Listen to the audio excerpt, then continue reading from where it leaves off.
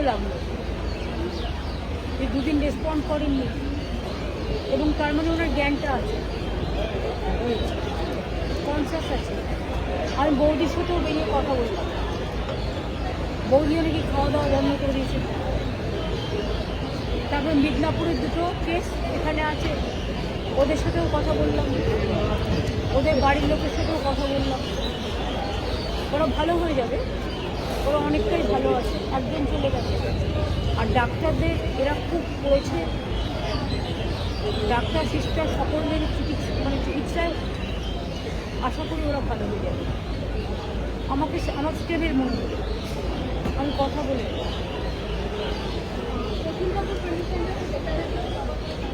Condition ভেন্টিলেশনে মানুষকে কখন দেয়, যখন অন্যান্য পার্টসগুলো ভালো করে কাজ করে না তখন। আর যে ওনার যে অসুখটা সেটা খুব ক্রিটিক্যাল।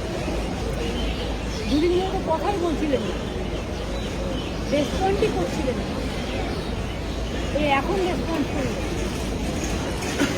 এখন ওনার মানসিক শক্তি, এটা হচ্ছে অনেক সময় সাইকোলজিক্যালি দেখতে গেলে মানসিক শক্তিশালী করে অনেকে পেরিয়ে আসে। আর কেউ যদি মনে করে আমার ইচ্ছে শক্তিকেই হারিয়ে গেছে, তাহলে শত চেষ্টা করলেও কিছু করা যায়।